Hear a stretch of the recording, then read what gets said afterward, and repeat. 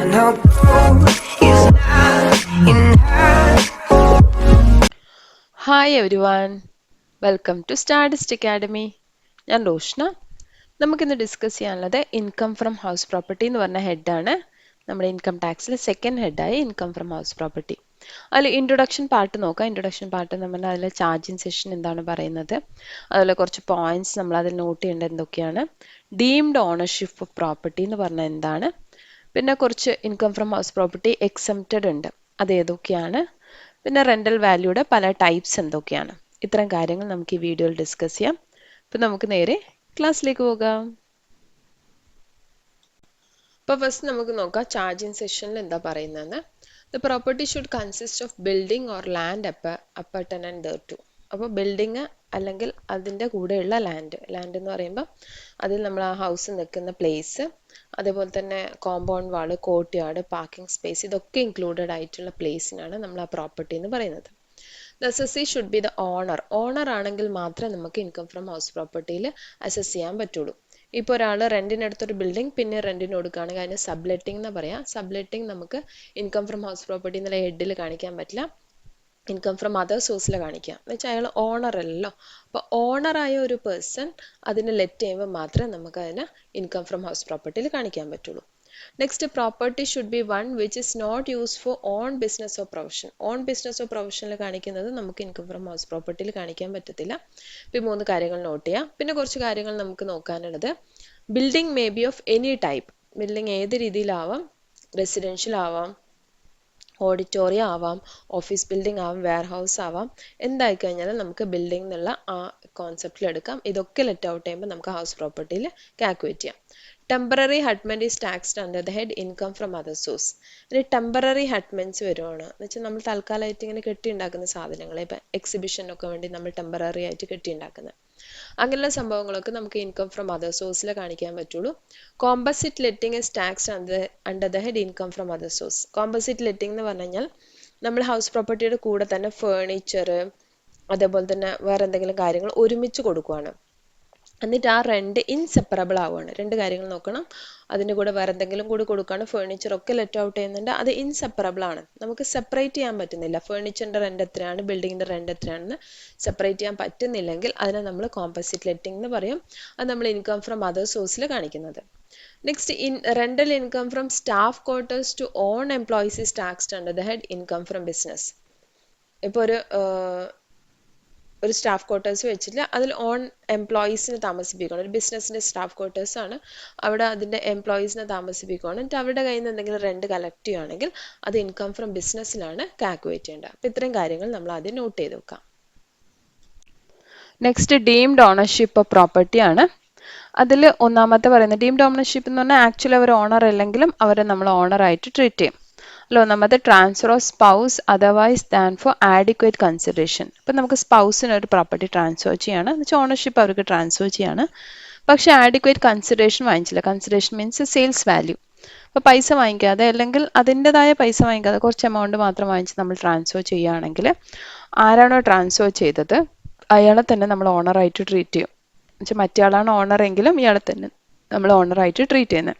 Same തന്നെയാണ് transfer to minor otherwise than for adequate consideration. മൈനറിനെ transfer ചെയ്യാണ്, consideration adequate അല്ല. Next, member of H of holding and impartible estate of the family.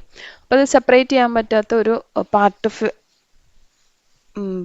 Family പ്രോപ്പർട്ടിയുടെ ഒരു part ഒരു member hold ചെയ്യുകയാണെങ്കിൽ അയാളെ നമ്മൾ ഡീംഡ് ആയിട്ട് കൺസിഡർ ചെയ്യും.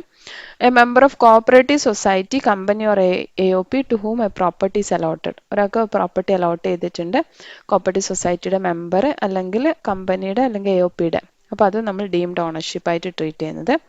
In case of disputed property, ഒരു പ്രോപ്പർട്ടി ഉണ്ട് അത് ഡിസ്പ്യൂട്ടിലാണ് കിടക്കുന്നത്, വെച്ചാൽ ആരാണ് ഓണർ എന്ന് അറിയില്ല, അങ്ങനെയാണെങ്കിൽ ഇൻകം ടാക്സ് അതോറിറ്റിക്ക് തീരുമാനിക്കാം ആരാണ് ഓണർ എന്നുള്ള രീതിയിൽ, എന്നിട്ട് അവരുടെ കയ്യിൽ നിന്ന് നമുക്ക് അതിൻ്റെ ഇൻകത്തിൻ്റെ ടാക്സ് കളക്ട് ചെയ്യാം. Next, owner of the property becomes insolvent.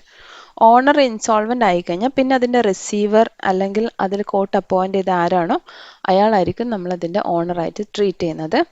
In case of co ownership joint ownership joint ഓണർഷിപ്പുള്ള സ്ഥിതിക്ക് നമുക്ക് അവരെ എല്ലാവരെയും നമുക്ക് ഓണറായിട്ട് അസ്യൂം ചെയ്യാൻ പറ്റും, അല്ലെങ്കിൽ ഏതെങ്കിലും ഒരു പേഴ്സൺ ഓണറായിട്ട് അസ്യൂം ചെയ്യാൻ പറ്റും. A person who is allowed to take possession of property under a contract. ഒരു കോൺട്രാക്ട് പ്രകാരം അയാൾക്ക് അതിൻ്റെ പൊസഷൻ എടുക്കാൻ പറ്റും. അങ്ങനെയാണെങ്കിൽ ആ ഇൻകം അയാൾ റിസീവ് ചെയ്യുമ്പം അയാളുടെ പേരിൽ നമുക്കത് അസസ് ചെയ്യാൻ പറ്റും. Next ലീസിൻ്റെ case. ലീസിൻ്റെ കേസിൽ എന്ന് പറഞ്ഞു കഴിഞ്ഞാൽ ലോങ് ടേം ലീസാണ് ഇവിടെ പറയുന്നത്. 12 ഇയേഴ്സിൽ കൂടുതൽ വരുന്ന ലീസ് ആണെങ്കിൽ, അതേപോലെ അതിൽ ലെസ്സി അതിനകത്ത് കൊണ്ടുപോയിട്ട് ബിൽഡിംഗ് ഒക്കെ കൺസ്ട്രക്ട് ചെയ്ത രീതിയിലാണെങ്കിൽ നമുക്ക് അത് തിരിച്ച് ലെസ്സറിന് ട്രാൻസ്ഫർ ആകുന്നത് വരെ അയാളെ നമുക്ക് ഓണറായിട്ട് ട്രീറ്റ് ചെയ്യാൻ പറ്റും. ലെസ്സിനെ തന്നെ നമുക്ക് ഓണറായിട്ട് ട്രീറ്റ് ചെയ്യാൻ പറ്റും. ആക്ച്വലി അത് ഓണർ ഇല്ലെങ്കിൽ നമ്മൾ ഓണറായിട്ട് ട്രീറ്റ് ചെയ്യും. അപ്പോൾ ഇത്രയാണ് ഡീംഡ് ഓണർഷിപ്പിൻ്റെ സിറ്റുവേഷൻസ് വരുന്നത്. നെക്സ്റ്റ് നമുക്ക് നോക്കാം income from house property exempted from tax. കുറച്ച് ഇൻകം ഉണ്ട്, ഹൗസ് പ്രോപ്പർട്ടിയിൽ നിന്ന് കിട്ടുന്ന ഇൻകം ആണ്, പക്ഷെ അത് ടാക്സബിൾ അല്ല, എക്സംപ്റ്റഡ് ആണ്. ഏതൊക്കെയാന്ന് നോക്കാം. Income from agriculture building. അപ്പോൾ ഒരു അഗ്രികൾച്ചർ പർപ്പസിന് യൂസ് ചെയ്യുന്ന ഒരു ബിൽഡിംഗിൽ നിന്ന് ഇൻകം കിട്ടിക്കഴിഞ്ഞാൽ അത് ടാക്സബിൾ അല്ല. Income from one house property of ex ruler. Ex റൂളറിൻ്റെ എന്ന് വെച്ചാൽ പഴയ ഒരു രാജ്യം ഭരിച്ചിരുന്ന പണ്ട് രാജാക്കന്മാരുടെ അങ്ങനത്തെ ആരെങ്കിലും ഉണ്ട്, അവരുടെ ഒരു ഹൗസ് പ്രോപ്പർട്ടിയുടെ ഇൻകം ഒരെണ്ണം മാത്രം. Income from house property of local authority. Local അതോറിറ്റിയുടെ ഹൗസ് പ്രോപ്പർട്ടിയുടെ മേലെ കിട്ടുന്ന income.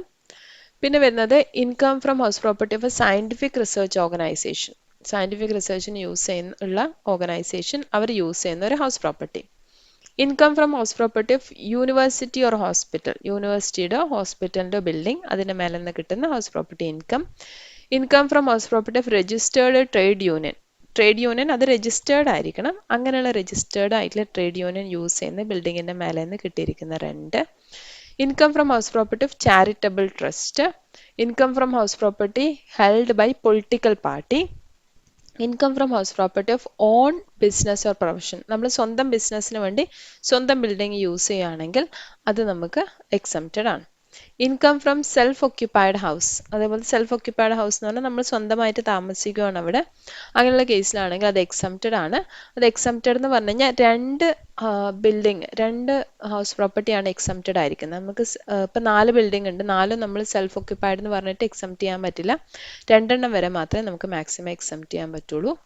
Income from house property of A mutual concern or club. ഒരു ക്ലബിൻ്റെയോ അല്ലെങ്കിൽ മ്യൂച്വൽ കൺസേണിൻ്റെയോ വരുന്ന ഒരു ബിൽഡിംഗ്, ആ ബിൽഡിങ്ങിൻ്റെ മേലെ നിന്ന് റിസീവ് ചെയ്യുന്ന എന്തെങ്കിലും ഇൻകം. അപ്പം ഇത്രയാണ് നമുക്ക് house property income exempted from tax ആയിട്ട് വരുന്നത്. ഇനി നമ്മൾ ഇതിൻ്റെ കാൽക്കുലേഷനിൽ റെൻ്റാണ് നമ്മൾ കാൽക്കുലേറ്റ് ചെയ്യുന്നത് അല്ലേ. റെൻ്റാണ് നമുക്ക് ടാക്സബിൾ ആക്കുന്നത്. പക്ഷേ റെൻ്റ് എന്ന് പറയുമ്പോൾ പല ടൈപ്പ് ഓഫ് റെൻ്റൽ വാല്യൂസ് വരുന്നുണ്ട്. അപ്പോൾ ഇതിൻ്റെയൊക്കെ കമ്പാരിസൺ ഒക്കെ നടത്തിയാണ് നമ്മൾ ആക്ച്വലി ടാക്സബിൾ ആയിട്ടുള്ള റെൻ്റ് കാൽക്കുലേറ്റ് ചെയ്യുന്നത്. അപ്പോൾ അതിനുവേണ്ടി യൂസ് ചെയ്യുന്ന പല റെൻ്റാണ്. ഒന്നാമത്തെ ആക്ച്വൽ റെൻ്റ്. ഇതൊക്കെ നമുക്ക് ക്വസ്റ്റനിൽ ഡയറക്റ്റ് തരും. ആക്ച്വൽ റെൻ്റ് എന്താണെന്ന് പറഞ്ഞു കഴിഞ്ഞാൽ the rent actually received by the owner. ടെനൻറ്റിൻ്റെ കയ്യിൽ നിന്ന് ഓണർ റിസീവ് ചെയ്യുന്ന ആക്ച്വലി റിസീവ് ചെയ്യുന്ന റെൻ്റ് എന്താണ്, അതാണ് ആക്ച്വൽ റെൻ്റ് എന്ന് പറയുന്നത്. Next standard rent. Standard rent എന്ന് പറഞ്ഞാൽ rent fixed under rent control act. Rent control act പ്രകാരം ഒരു റെൻ്റ് ഫിക്സ് ചെയ്തിട്ടുണ്ടാവും. എന്ന് വെച്ചാൽ വലിയ സിറ്റീസിലൊക്കെയാണ് നമ്മൾ ടെനൻറ്റിനെ പ്രൊട്ടക്റ്റ് ചെയ്യാൻ വേണ്ടിയിട്ട് ചിലപ്പം ഹൈ പ്രൈസ് ചാർജ് ചെയ്യാം അല്ലേ, ഹൈ റെൻ്റ് ചാർജ് ചെയ്യാം. അപ്പോൾ അത് ഒഴിവാക്കാൻ വേണ്ടിയിട്ട് ഗവൺമെൻറ് ഫിക്സ് ചെയ്യുന്നതാണ് റെൻ്റ് കൺട്രോൾ ആക്ട് പ്രകാരം ഒരു റെൻ്റ് ഫിക്സ് ചെയ്യും. അതാണ് സ്റ്റാൻഡേർഡ് റെൻ്റ് എന്ന് പറയുന്നത്. Next municipal valuation. Municipal valuation എന്ന് പറഞ്ഞു കഴിഞ്ഞാൽ ഇപ്പോൾ ലോക്കൽ ടാക്സ് ഉണ്ടാവും. ഇപ്പോൾ ബിൽഡിംഗ് ടാക്സ്, മുനിസിപ്പൽ ടാക്സ് എന്നൊക്കെ പറഞ്ഞ് ലോക്കൽ ടാക്സ് ഉണ്ടാവുമല്ലോ. ഈ ലോക്കൽ ടാക്സ് ഫിക്സ് ചെയ്യാൻ വേണ്ടിയിട്ട് ലോക്കൽ അതോറിറ്റി ആ വീടിന് ഒരു വാല്യൂ ഇടുന്നുണ്ട്. ആ വാല്യുവേഷനാണ് മുനിസിപ്പൽ വാല്യുവേഷൻ എന്ന് പറയുന്നത്. Next fair rental value. ഈ മുനിസിപ്പൽ വാല്യുവേഷൻ്റെ ബേസിലാണ് നമ്മൾ മുനിസിപ്പൽ ടാക്സ് വരുന്നത്. അതിൻ്റെ ഇത്ര പെർസെൻറ്റേജ് എന്നൊക്കെ പറഞ്ഞാണ് മുനിസിപ്പൽ ടാക്സ് അല്ലെങ്കിൽ ലോക്കൽ ടാക്സ് നമ്മൾ ലെവി ചെയ്യുന്നത്. Next fair rental value. Fair rental value എന്ന് പറഞ്ഞാൽ rent prevailing for similar type of building in the same locality. ഇപ്പം നമ്മൾ ആ ലൊക്കാലിറ്റിയിൽ ഇതുപോലെ ഇരിക്കുന്ന വേറെ ബിൽഡിങ്ങിന് എത്രയാണോ റെൻ്റ് വരുന്നത് എന്ന് വെച്ചാൽ ഒരു പരിസരത്ത് ഏകദേശം ഇത്ര റെൻ്റ് ഒന്നുണ്ടാവും അല്ലേ, അതാണ് നമ്മൾ ഫെയർ റെൻ്റ് വാല്യൂ എന്ന് പറയുന്നത്. Next expected rental value. Expected rental value എന്ന് പറഞ്ഞാൽ നമ്മൾ കാൽക്കുലേറ്റ് ചെയ്യുന്നതാണ് ആക്ച്വലി.